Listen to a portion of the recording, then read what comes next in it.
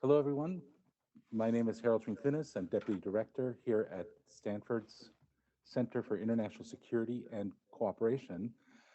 Pleasure to welcome everyone for our weekly research seminar. It's a pleasure to be joined today by Professor Andrew Shaver, a professor at University of California, Merced, where he directs the Political Violence Lab. Professor Shaver's work lies at the intersection of international relations and civil conflict. He received his PhD at Princeton University. He is joined here by two of his co-authors on this paper he'll be discussing today on media reporting and international affairs. I'm Preet Kaur from the Political Violence Lab, recent graduate of UC Merced with an interest in politics and public health. And Robert Kramer, who is currently studying data science at the University of Denver, but also formerly part of the Political Violence Lab and has collaborated with Professor Shaver on this paper. So it's a pleasure to welcome all three of you today. Just as a reminder to those of you in our virtual audience, please ask questions via the Q&A function on Zoom. And as per tradition, when we move to the Q&A period, we'll have our CSEC postdoctoral and predoctoral fellows ask the first few questions. But I'll turn it over now to Andrew Shaver. Thank you, Harold, so much. Perfect. How's that? Thank you so much, Harold. Sorry, we had a bit of an echo issue. Hopefully that's resolved now. Really grateful for the opportunity to be here today. This work, as Harold mentioned, is jointly co-authored with a number of students who have worked in my lab, have now gone on to graduate and take on other positions, including Rob, including Amarpreet. So they'll be co-presenting with me today. But this is joint work with a number of other individuals who you see listed here. And the genesis to this work is, my background is, as Harold mentioned, is I'm a scholar focused sort of first and foremost on sub-state conflict. And really sort of became interested initially in the role of media reporting on international affairs when thinking about the way in which the media would report on phenomena like refugee communities. To what accounted for differences in why particular refugee communities were reported on more than others, even if their sort of relative sizes were similar. And as I'll talk about more, an interest in sort of how the media help us understand political violence around the world. And so this led to this kind of much broader project, which we're going to present today, entitled Media Reporting on International Affairs. There's a lot we're going to cover, but I also know that we're sort of aiming for about 30 minutes here, so I'll do my best to get through in that amount of time. So just broadly, what we seek to do in this particular research is address two broad questions of interest. The first question is, does the US news media report differently on international affairs topics based on their partisan leanings? And we'll talk a lot more about what we mean by international affairs topics. And we can think about this in two ways. The first way we think about this is, do you tend to see, based on partisan leaning of different media outlets, differential reporting across topics? So for instance, you tend to see right-leaning media reporting more or less on refugees and asylum seekers versus left or right-leaning reporting on a topic like overseas natural disasters. But another way we think about this and we come at this research is to also think about variation in reporting within a given topic. So if we hold fixed the topic, if we're thinking about the way in which the news media report on international organizations, do you tend to see a difference in the way right-leaning media report on certain international organizations versus left-leaning media, so on and so forth? So that's the first broad question of interest. The second broad question of interest is, does the US news media, broadly construed, and we're going to talk about how we define that later, report on international affairs in a manner that roughly reflects the respective costs of those issues? So to give an example, in 2015, if I recall correctly, there were roughly the same number of South Sudanese who fled their country as refugees and asylum seekers as there were Syrians who fled Syria that year for other countries, for refuge in other countries. So given that the human cost of those two communities was roughly the same, do we see roughly the same amount of reporting by the media on those two communities? And we're going to think about this across a variety of other topics, which we'll talk about. And so sort of what is the motivation? What's the starting point for this study? Well, I think it's captured very, very succinctly in this quote from Ida Wells in a different context, in which she said, "The people must know before they can act, and there is no educator to compare with the press." Right? So sort of the starting premise of this research is to sort of say, not everyone has the interest, the resources, the time to pursue a graduate education in international affairs at an institution like Stanford or any other institution, right? And so where do the vast majority of citizens, whether in this country or other countries, really obtain their news of the world? And sort of the starting point here, and we're going to give some evidence that this is the case, is that it comes from the news media. And so what the news media reports on potentially matters. And so our approach in brief is as follows. We're going to compare the intensity of reporting by top online news sites, including digital native and newspapers, on various international affairs topics, dividing them between left and right-leaning news outlets. And we're going to consider roughly 40 million articles published over roughly the past decade. We're going to compare rates of reporting, both as indicated previously, across and within topics.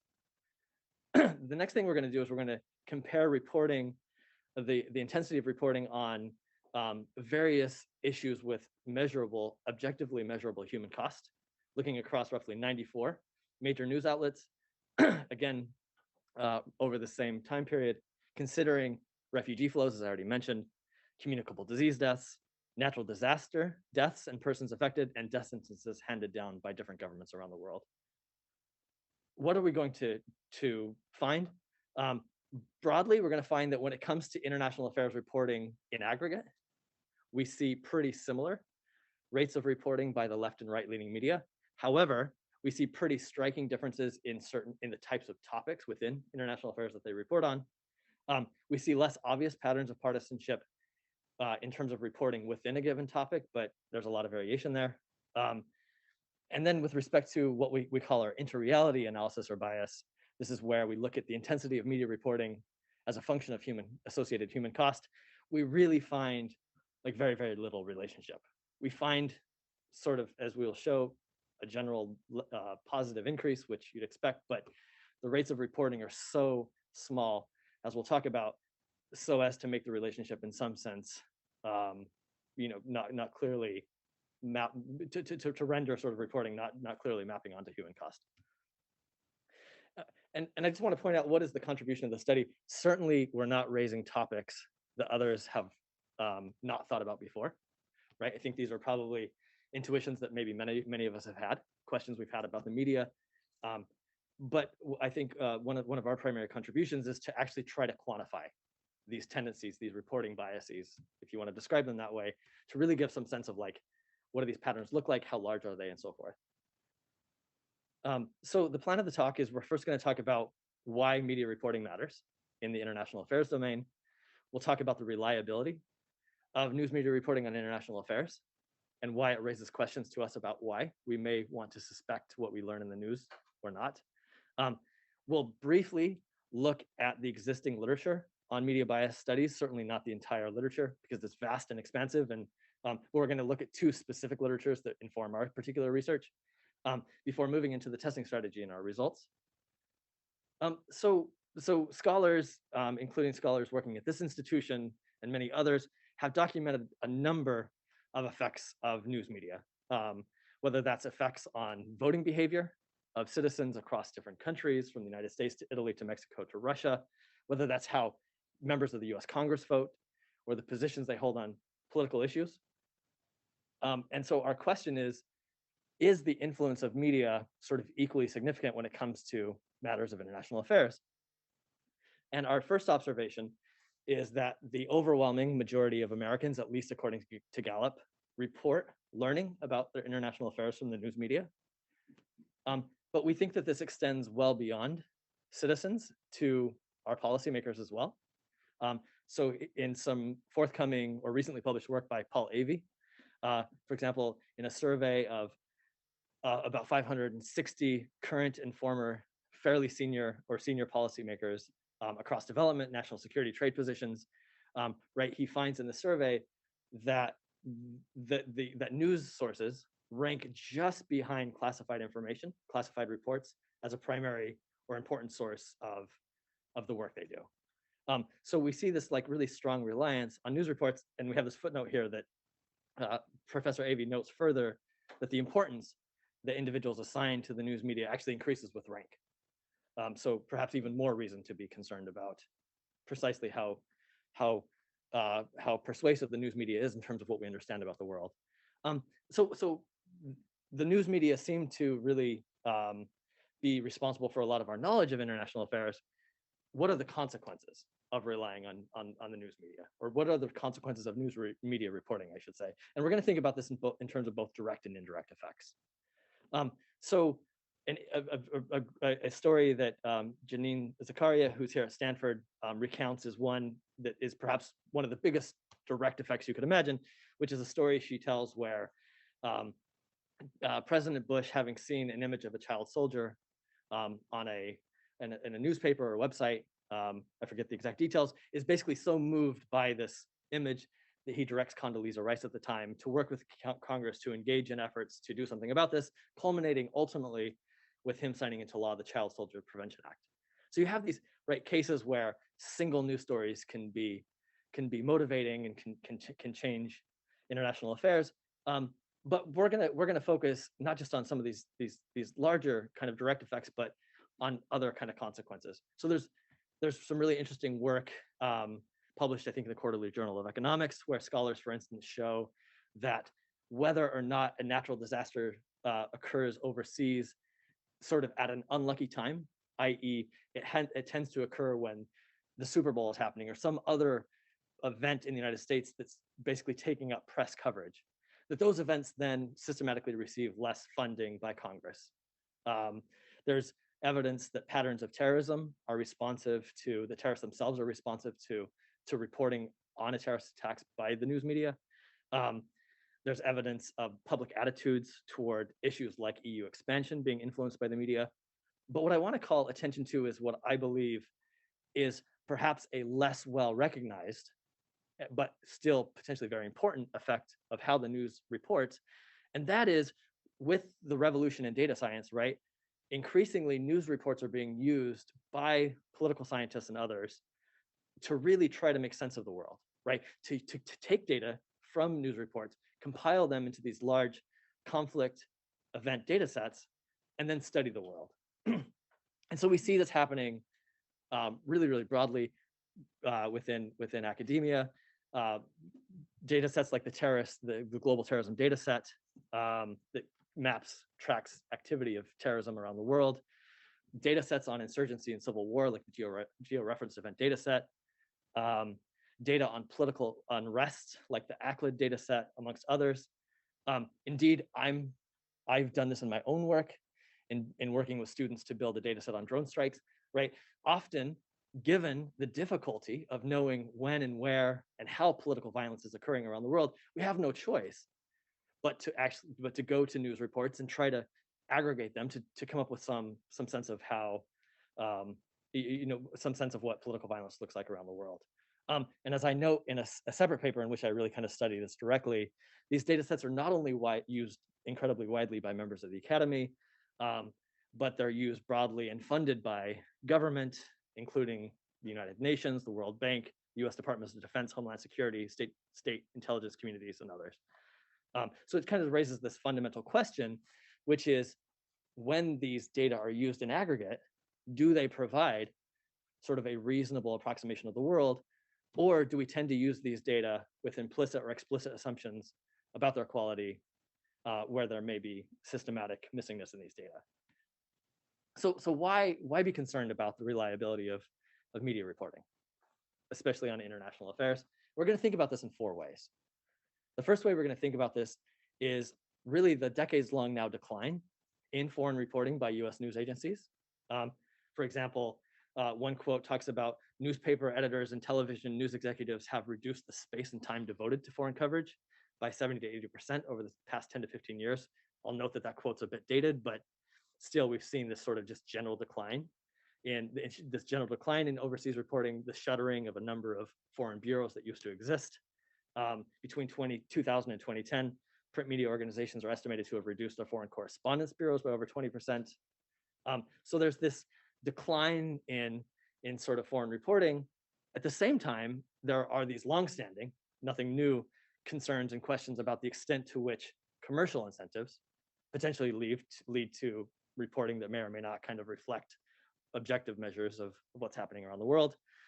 So I thought this was kind of nicely quoted, captured in this quote by Professor Winters Palacio. Is it really ever in the best interest of a news media organization whose goal is to make money to say, okay, so today we're going to present on the real issues? And a lot of scholars have done work on this that we build on. So scholars who have pointed, for example, to international public affairs stories that could be very beneficial, being more costly to create, and yet receiving low interest from audiences, that these type of news tend to lose out in editorial meetings, which are often driven by cost considerations. Matthew Bum and Tim Groeling, right, talk about far from serving as passive conduits of information, journalists actively prefer stories embodying novelty, conflict, balance, and authority, right? So it raises this question of the extent to which these kind of commercial incentives are driving a particular type of reporting. On top of that, as different newspapers and others have shuttered their foreign bureaus, there's increasing reliance on wire services like the Associated Press, like Reuters, like AFP. And it sort of raises a question: if more and more of our content is coming from a select set of wire services, like how much should we depend on? How much should we trust their reporting? And so here I have a quote for Professor Lee Artz, whose opinion is pretty clear on this. The way he thinks about this: the Associated Press competes for viewers by shortening messages, emphasizing news spectacle, privileging elite sources over social movement advocates, while avoiding historical context and consequence, thus contributing to reducing democratic public discourse. That's his opinion, not mine. But right, these are just different pieces of the puzzle that sort of raise questions for us about the quality, or I shouldn't say the quality, like the overall comprehensiveness of news media reporting on foreign affairs. And then the last one, right, will certainly not come as a surprise to anyone, which is just sort of the broad focus in this country and many others around the world in what appears to be, increases in partisanship in news media, and the way in which those increases in partisanship may then be influencing what's reported on, how it's reported on, and so forth. So broadly, this raises our question: to what extent does foreign affairs reported by US news media map onto objective measures of events happening around the world? And so we're going to draw, again, there's a vast literature, many of you might know better than me, on sort of how the news media report different possible biases and so forth, but we're going to turn to two in particular. The first, perhaps most obviously, we're going to look at the literature on partisan bias. And secondly, we're going to look at the literature on what we call interreality bias. The first, of course, being concerned with whether media reporting reflects partisan identification. The second of which concerns this question of whether the media tends to report in a manner that is consistent with some relevant frequency or cost of a given issue or variable. As Tim Groeling indicates, partisan bias in the news is a perennial matter of concern and debate for scholars, journalists, politicians, and citizens.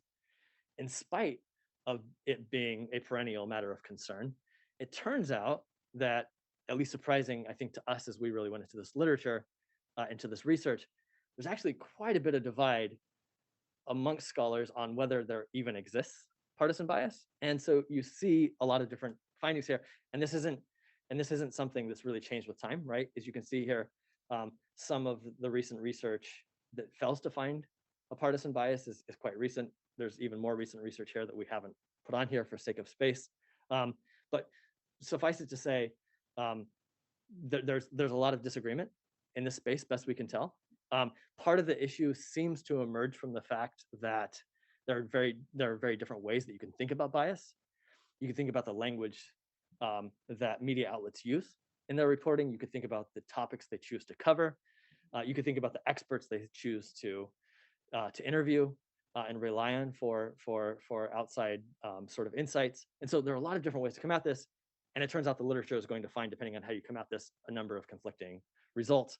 But a piece that I want to call particular attention to, which really has served as a driving force behind our research, is work by Jenskow and Shapiro on media slant. And what they do in their research is they use language taken from the congressional record, language, whether these are words or phrases used by Republican and Democratic members of Congress. They're going to use those as a baseline to then see whether or not US newspapers around this country show similar tendencies to use particular types of words or phrases. And sure enough, in this approach, they're going to find significant evidence of bias across newspapers. We're going to build on their research and do something similar in our research, as Amarpreet and Rob will talk about shortly. Finally, inner reality bias refers to a form of reporting in which the intensity of reporting does not line up mathematically with the associated prevalence or cost of a given issue. So I don't have it listed here. You can read some of the examples, but one that really resonated with me when I first encountered it was research, for example, on media reporting on different types of cancers. Right? We can objectively measure, assuming the data generating process to which we have access is a true one or generally representative one. You can measure the extent to which different cancers are associated with different numbers of overall death in a given population, the American population, whatever population you're interested in. And then you can look at, given a total level of individuals killed by breast cancer, what level of reporting does that map onto? What level of deaths by colon cancer are mapped onto what level of reporting by the media? And basically what scholars have found is that there's some pretty significant differences in what you'd expect. Certain cancers seem to get underreported. I won't say that any get overreported because I'm not sure you can ever overreport on such a significant issue, but certainly we could probably say that some are underreported on systematically. And so we're going to think about that in our research as well. So with that, I'm going to turn it over to Amarpreet and Rob to lead you through our testing strategy before we finally get to our statistical testing design and our results.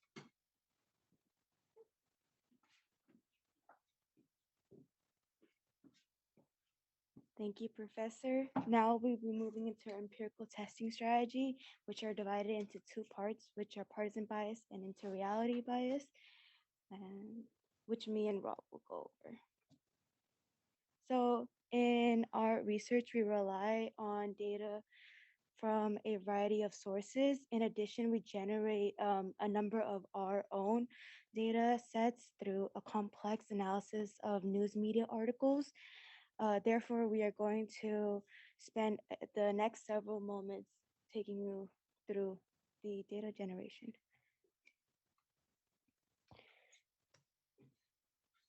So first, we're going to be looking at our partisan bias, in which we analyze US news media reporting on a wide variety of international affair topics, focusing on whether media reporting classifies as left and right, leaning reporting on different rates between the years 2010 to 2020. And now I'll hand it over to Rob to go more in depth into our 46 international affair topics that we focus on.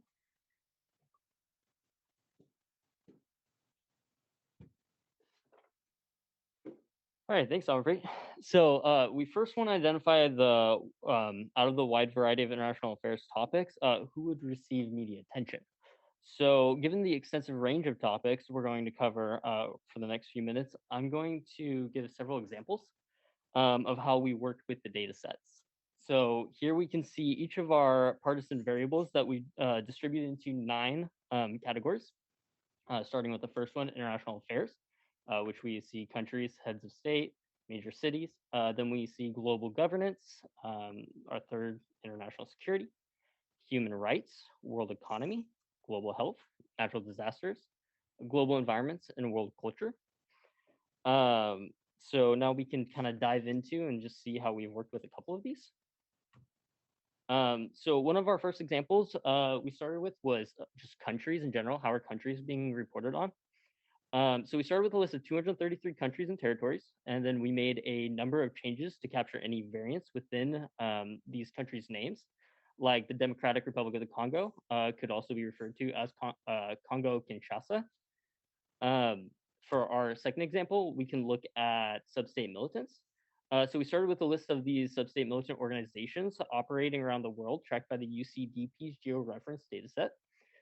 We identify all alternative spellings for groups, such as Al Qaeda, which can be spelled with an I or an E, or the Taliban, which can be grouped with the TTP, the Haqqani network, and so on.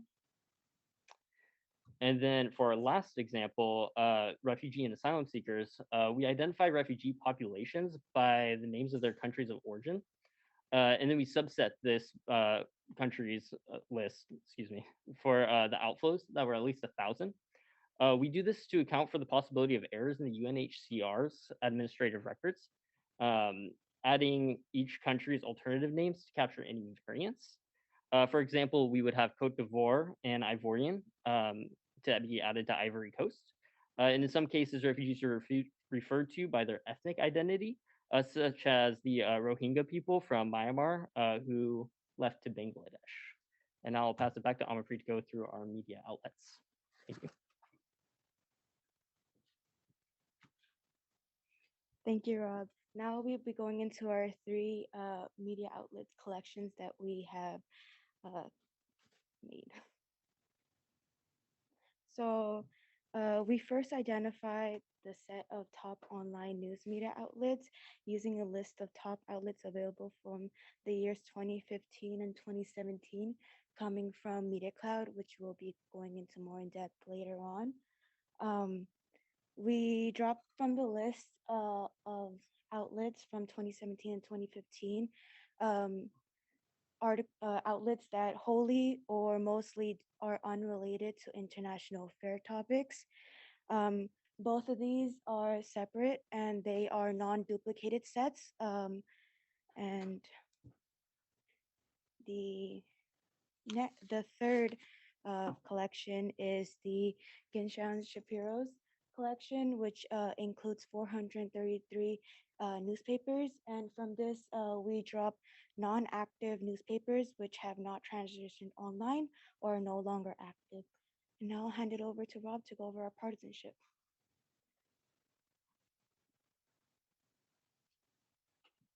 All right. So now that we've gone over our international affair topics and news outlets with newspapers we're focusing on, we will now describe the partisan line that divides these news outlets.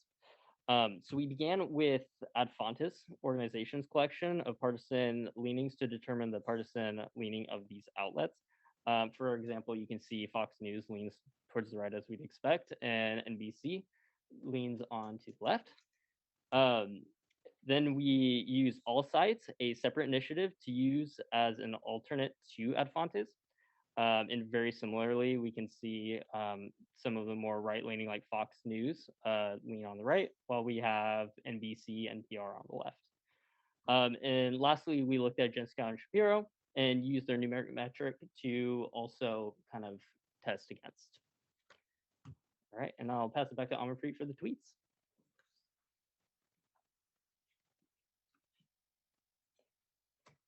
Okay, so now that we have gone over international affair topics, our media collections, and their partisanship, we'll now be going over the significance of the scores by loosely following Jenska and Shapiro's empirical strategy. But instead of looking at congressional tweets, we'll be looking at the 112th and 113th congressional tweets.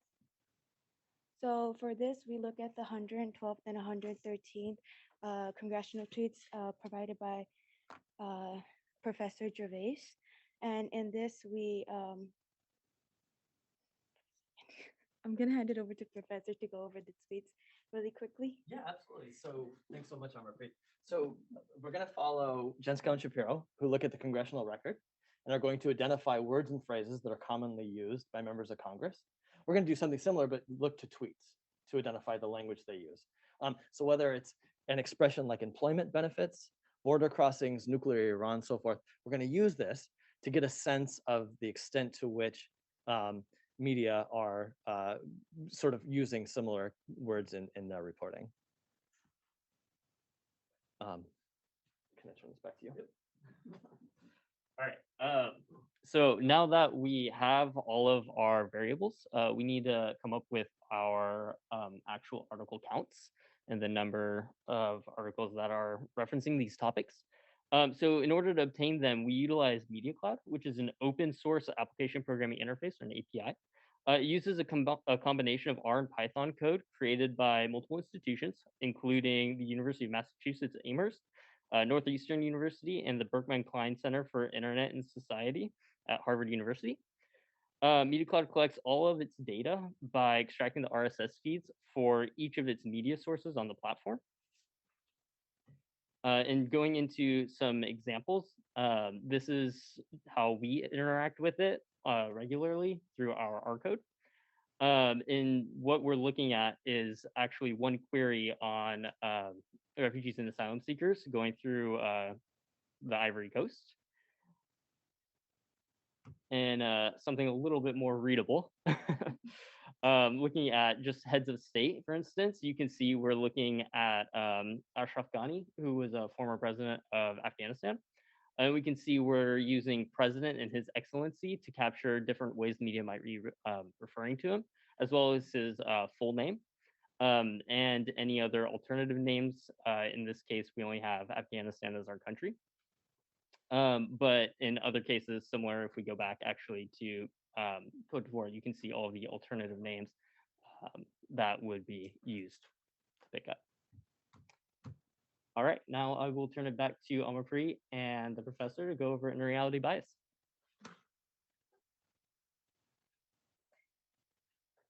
Thanks, Rob. Now we'll be doing something different, and we'll be going into inter-reality bias, where we analyze media trends that report on international affair topics in a manner that reflects the cost of those topics between 2010 to 2020. In inter-reality bias, we do not look at the left and right. We only look at the total number of article counts compared to the total human cost. These are the 4 inter-reality bias topics we look at, which are refugee and asylum seekers, communicable diseases, natural disasters, and death sentences. This is due to the fact that we are able to retrieve or we were given live and raw data sets for each of them. So to go more in depth into why we chose them, looking at natural disasters, when looking at, for example, earthquakes, which had an estimated death of over 260,000 and an estimated estimated people affected, 35 million, explains the cost of associated with just even one natural disaster. Now going into diseases, these are the 5 diseases we look at. And when, for example, looking at tuberculosis, 13 million deaths were associated with tuberculosis within our time period, which explains the human cost in diseases. And now I'll be handing it over to Professor to go over statistical analysis. Thank you, Amarpreet. Excellent job. Okay, so I'm responsible for sort of taking a little more time here than we planned for, so I'll move through this relatively quickly, and I'm absolutely happy to talk through this in the discussion further to the extent there are questions about the empirical strategy. But in short, here's the problem we face, right? Rob, Amarpreet, and the other members of the lab have done an incredible job in really thinking systematically about the various ways, as Rob was describing, different topics might be described by the media. And yet, it's still impossible to know whether we're capturing sort of all the correct references to a given topic.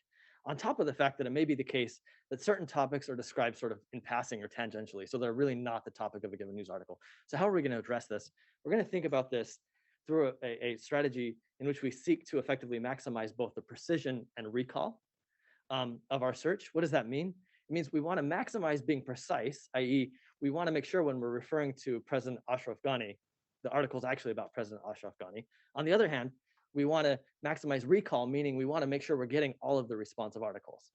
And so the way we're going to do this in practice is we're going to look within articles.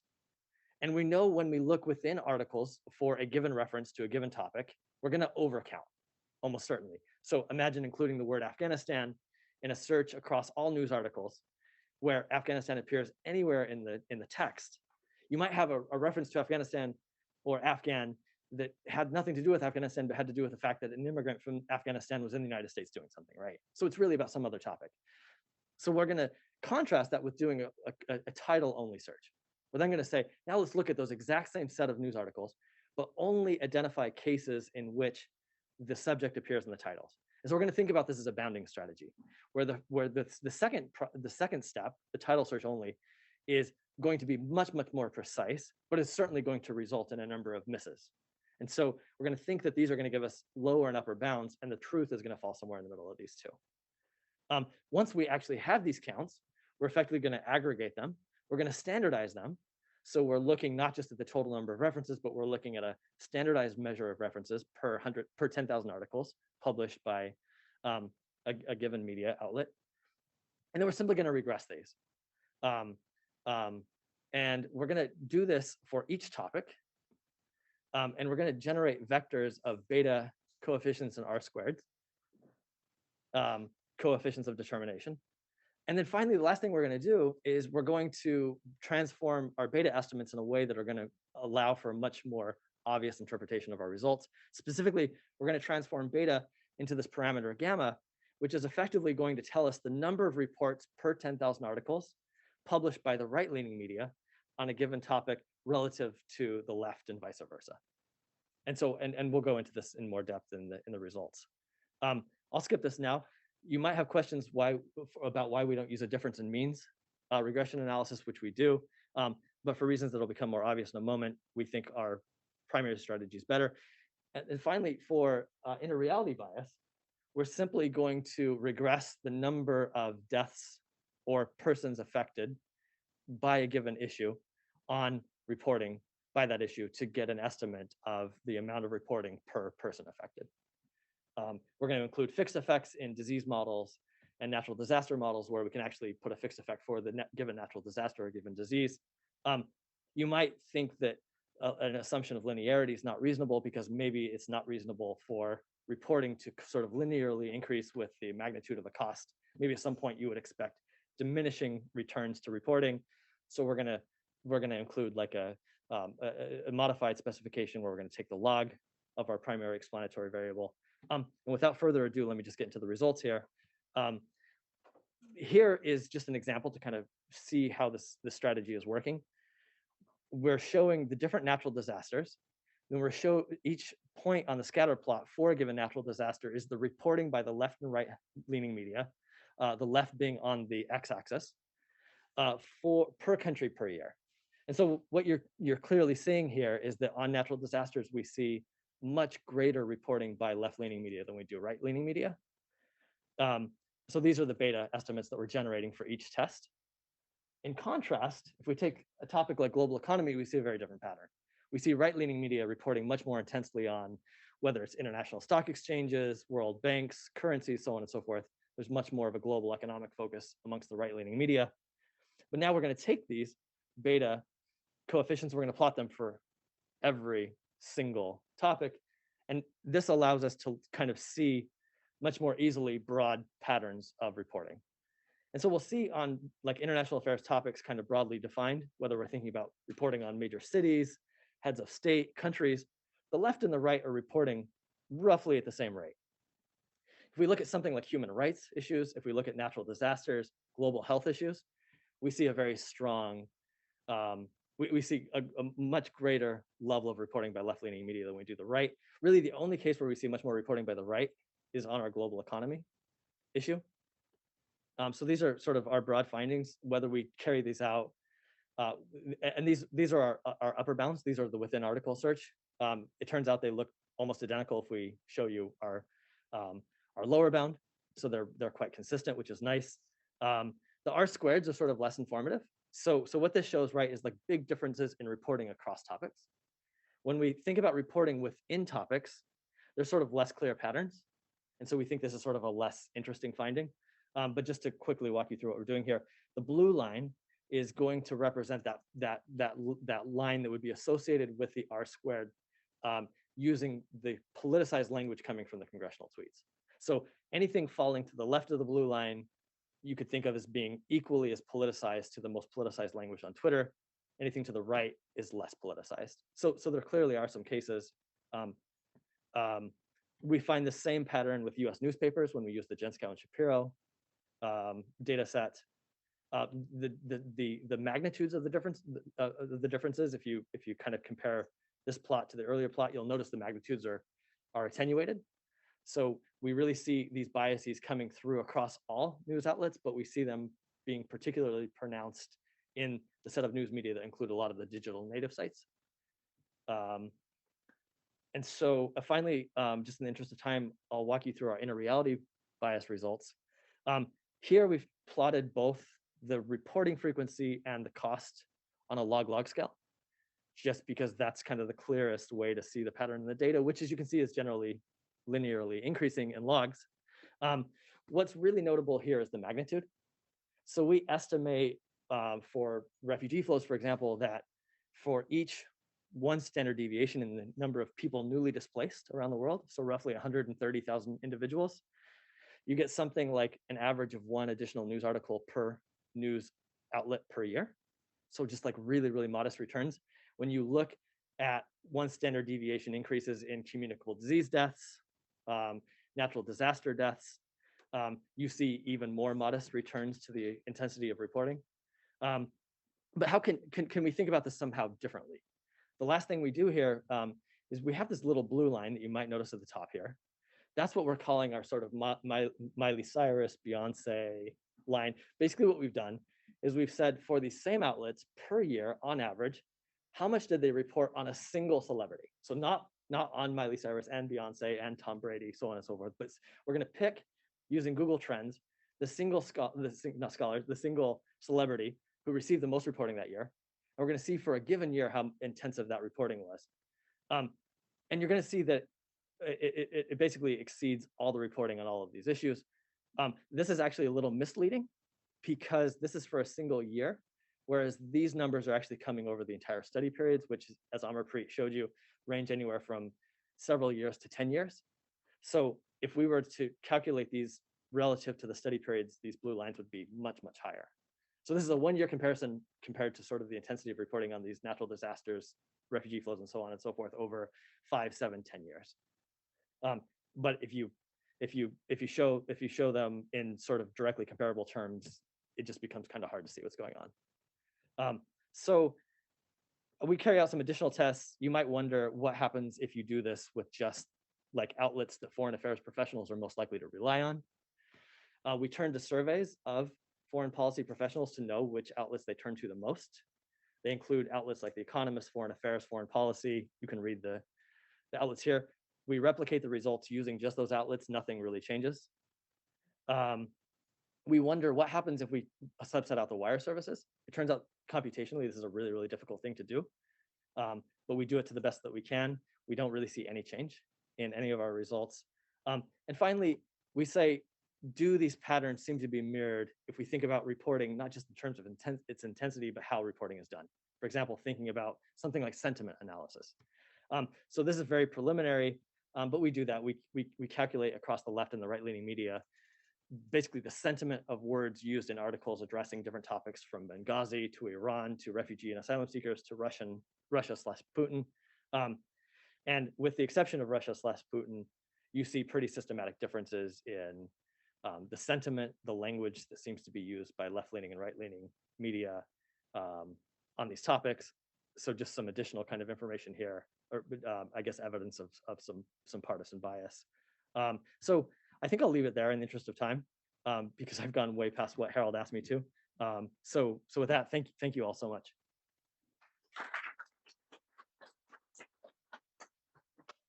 Yeah, absolutely. Great. Thank you so much. Just as a reminder, we'll take questions from the fellows in the room first, before going to our online audience. So please go ahead, and I'll keep track of a list. So Melissa, Lauren, Luis. Melissa, why don't you go ahead and start? And just introduce yourself and say who you are. Thank you for a wonderful presentation. My name is Melissa Carlson. I'm a postdoctoral fellow here at CSAC. So I have I have two questions. The first is, I think, more descriptive. I would love to just hear more of kind of what politicized language looks like.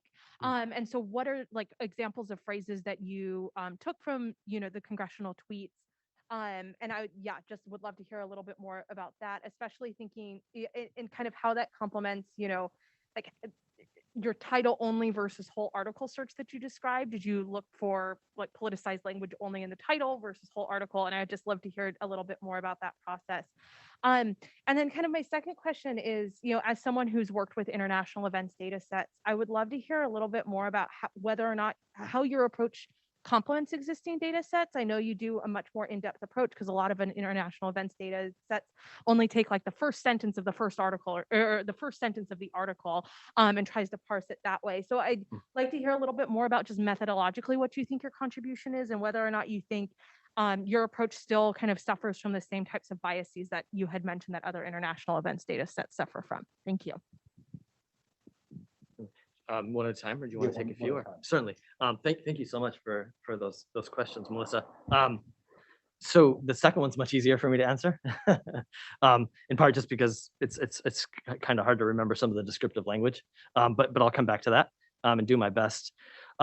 So with respect to international events, and so you're referring here to like conflict events and other type of data sets. Yeah. So we actually tackle that. The lab tackles that in a separate project. But the short answer is the way we come at sort of trying to assess the quality of media records as a source of data, systematic data on events, is to work with data that we've collected from a variety of conflict settings where we think we have data that is closer to the ground truth. So what do we do in that? We take data supplied by the US Defense Department from the wars in Iraq and Afghanistan, where data on individual insurgent attacks against security forces were systematically tracked with technology that allowed georeferencing of, with lat-long coordinates of where it took place, timestamps often down to the second of when it took place. So we take, we have from Joe Felter, who's here at Stanford, he supplied data from the Philippines, which is kind of similarly collected. We use protest and riot activities from South Africa, collected by police forces. And across these four countries, these four cases, we then compare these event level data sets to the media-based event level data sets, really theorizing and hypothesizing about different types of biases we'd expect to manifest. Again, it's a separate project, but just in short, we look at biases like are non-deadly events, but still potentially very costly events. Someone still might be wounded, material might be destroyed, or the violence may not be deadly, but it might be used strategically. Is non-deadly violence less likely to be reported? We find really, really strong evidence that it is. So we see a pretty significant bias in terms of that type of violence being underreported. We see really strong evidence of types of attacks that are sort of logistically harder for the media to track in the first place. For example, a mortar fire into a military base where a journalist may not be present in the first place to ever know what happened and wouldn't know unless it was reported to them by either of the combatants, either on the receiving end or the shooting side. Bombings, for instance, in contrast, seem to get more reporting, or they tend to suffer from less missingness, which might make sense because by definition, bombings are often taking place in public areas. They might leave a blast radius that's sort of like viewable and seeable by people to then report to the media. But the biggest bias we see in that project, I think, is around violence intensity. And we think this happens for a variety of reasons. One, the more violent an area becomes, think Baghdad 2006, the just more difficult it is for the media to report on individual events. One, because of safety concerns, right? You have all sorts of like US journalists who were reporting from a hotel in Baghdad because they couldn't even get out into the city, right? Or even if it is local journalists who sometimes are even less safe, but even to the extent that local journalists can move more freely, they might simply lack the resources to track down every lead as violence intensity goes up. But we think what we call a summary bias also really contributes here, where even if the media could track every single event, it's not clear that they would report every event, right? Like take a typical article we see from Syria over really any year of the civil war, right? It's more likely to talk about it being another deadly day in Aleppo where dozens of attacks were carried out. Journalists tend to move as things become very violent away from a attack by attack or event by event reporting sort of process to one in which they're just summarizing. And so that's okay. And journalists, and that might be like totally defensible thing to do as a journalist. But for political scientists and others who are then aggregating these, you're going to get this bias where you're going to see areas that maybe have medium levels of violence looking very similar to areas that are much, much more violent just because we're not getting those events. Sorry, that was a long-winded answer. That's like a whole separate project that I'd be happy to talk more about, send you the paper if you're interested. And the descriptive language, maybe Amarpreet, Rob, if you happen to remember, some type of language that might be different between the two would be like climate change versus global warming, these kind of expressions. We listed a few on the board relating to like migration. Off the top of my head, at one point we went through these like systematically, but it's been probably a year or something at this point. And any others that come to your mind? But they're all pretty obvious. Like when you hear them, it's like, oh yeah, of course. Yeah. You would imagine one being said on Fox and the other one being said on MSNBC or something like that.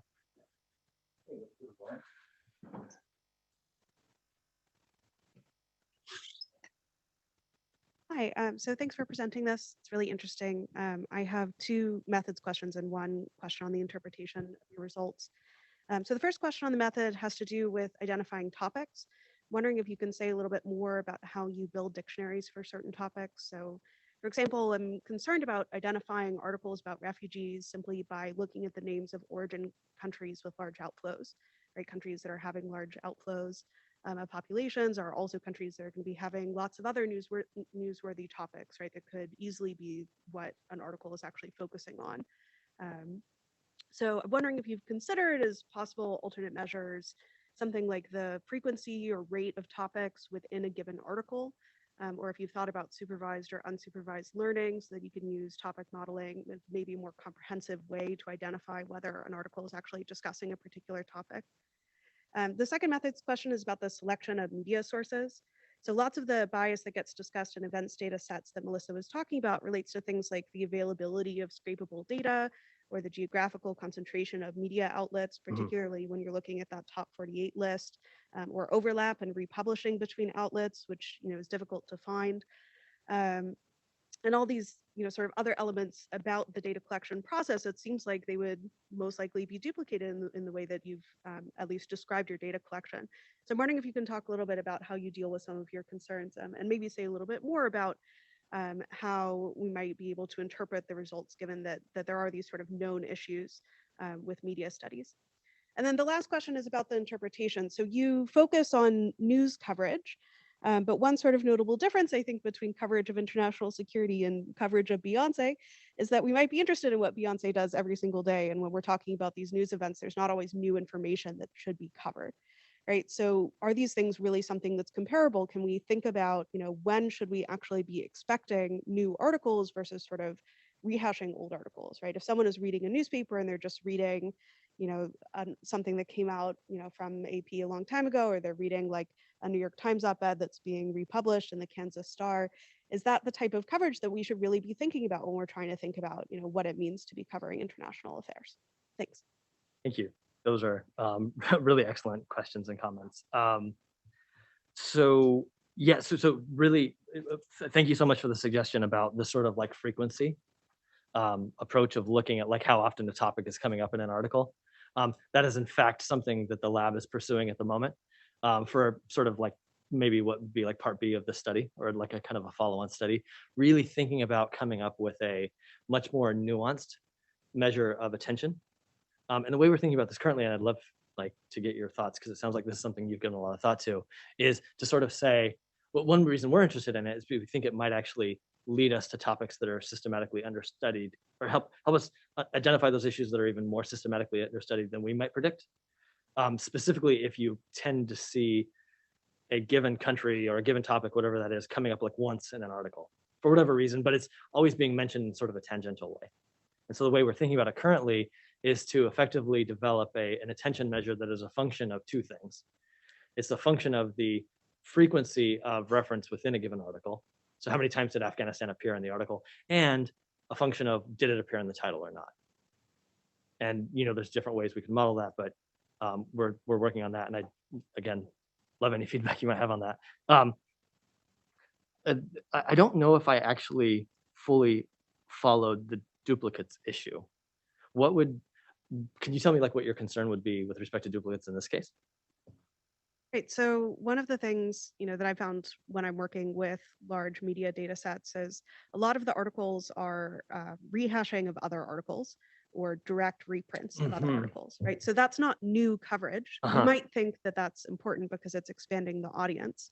But, unless you're sort of have a very sophisticated way of looking for these sorts of duplicates, then it's easy to sort of miss it.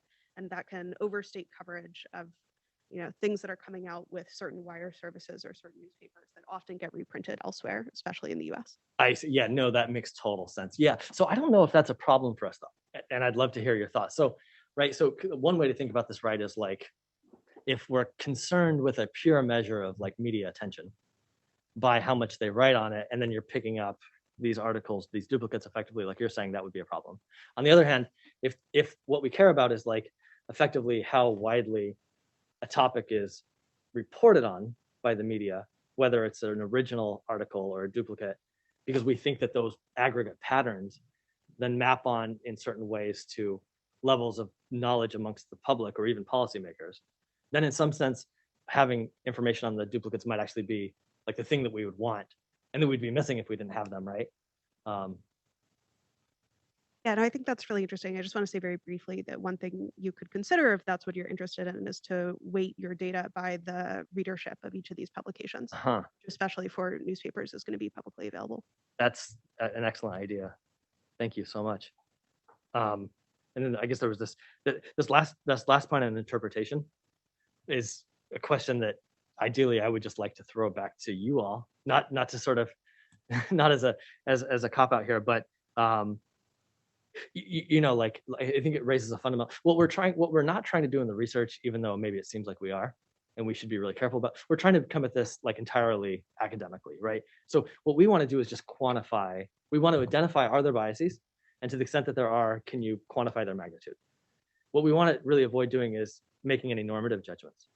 So maybe that's okay. Like maybe you read this, any generic you, and you say, yeah, I believe that Beyonce should be reported on like 10 times as much as you give the whatever topic. We're not really making any judgments on that. I think more what we want to do is like identify whether this is happening or not, and to the extent that it is, quantify it, and then leave it to others to sort of make those normative judgments. Okay, let's squeeze in. I think we have time for one more question for Luis. A brief question and a brief answer. I think our speakers will be available after the talk for those of you still on the list. Perfect. So I'm going to try to be quick. Thank you for the presentation. It was very interesting. Your discussion about Twitter led me to think, though, if people are still learning about international affairs from the CNNs and the WAPOs of the world, or if they are learning this from the Facebooks and the Twitters of the world. And I wonder if you can ask, maybe through surveys, how people are consuming their news, and even if there is like a partisan bias to how people consume their news. And not related, no, just to be quick, I wonder what the consequences are of getting your news from the traditional media instead of social media. Thanks. That's a wonderful, and I can be super quick on this. My understanding, but this is certainly not my field of expertise, so I defer to others on this, but my understanding is that, I don't know if that's, I think that might be a somewhat false dichotomy, in so much as my understanding is that even if you're getting your news from Facebook, from Instagram, from Twitter, it's still the major news outlets that dominate. Not that there aren't some alternative sources as well, but that much of their content still making their way through. So I think it's still New York Times either way. I think it's still WAPO either way. But that doesn't mean that there couldn't be differences in how it's presented to you, what's presented from those sites and so forth. Okay, thank you everyone for joining us today. I'm sorry we couldn't get to more of your questions, but I think please join me in thanking our speakers for a great presentation. Thank you all so much.